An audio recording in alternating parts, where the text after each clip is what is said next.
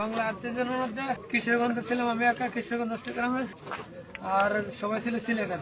স্বপ্ন পূরণের আশায় উত্তর আফ্রিকা থেকে ইউরোপের দেশ ইতালি যাওয়ার পথে 18 জন সিলেটের মৃত্যু। এই খবরে শোকস্তব্ধ পুরো সিলেটবাসী। কান্নায় ভেঙে পড়ছেন আত্মীয় স্বজন, বন্ধু বান্ধবরা। প্রত্যেকের পরিবারে চলছে শোকের মাতম, আহাজারি। গ্রিসের উপকূলে একটি রাবারের নৌকায় অন্তত 22 জন অভিবাসীর হয়েছে বলে জানিয়েছেন জীবিত উদ্ধার হওয়া ব্যক্তি ও কোস্ট গার্ডরা। এই 22 জনের মধ্যে 18 জনের বাড়ি বাংলাদেশের সিলেটে। এর মধ্যে বেশিরভাগই সুনামগঞ্জ ও দিরাইয়ের মানুষ।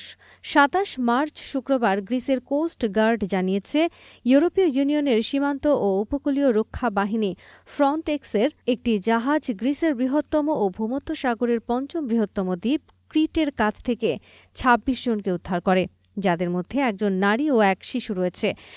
হওয়া বাংলাদেশিদের মধ্যে 5 জনের বিভিন্ন সোশ্যাল মিডিয়ার মাধ্যমে পরিচয় জানা গেছে।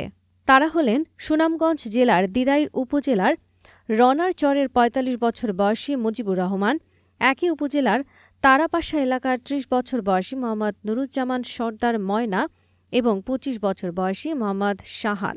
এছাড়া লিবিয়া থেকে ইতালিতে যাওয়ার পথে সাগরে মৃত্যুবরণ করেছেন অব্র ফাহিম নামের এক যুবক। তিনি দোয়ারাবাজার উপজেলার বোগলাবাজার ইউনিয়নের বাসিন্দা।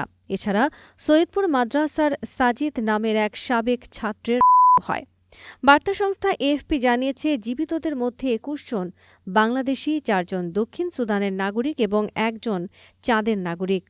উদ্ধার হওয়া ব্যক্তিরা জানান, যাত্রাপথে মারা যাওয়া লোকদের মরদেহ পাচারকারীদের নির্দেশে ভূমধ্যসাগরে ফেলে দেওয়া হয়।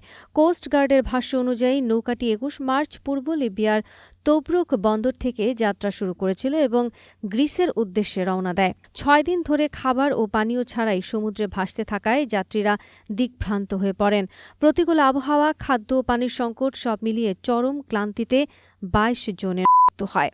এ ঘটনায় 2 সন্দেহভাজন দক্ষিণ সুদানের 2 পাচারকারীকে গ্রেফতার করেছে গ্রিক কর্তৃপক্ষ। তাদের বয়স যথাক্রমে 19 ও 22 বছর। তাদের বিরুদ্ধে অবৈধভাবে দেশে প্রবেশ ও অবহেলাজনিত হত্যার অভিযোগে তদন্ত চলছে।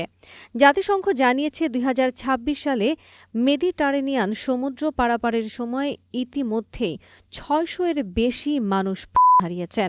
বেঁচে থাকা ব্যক্তিরা জানিয়েছেন, যারা তাদের দেহ চোরা কারবারিদের নির্দেশে সমুদ্রে ফেলে দেওয়া হয়েছে। 2 জনকে হেরাকলিয়ন ক্রিটের একটি হাসপাতালে নেওয়া হয়েছে।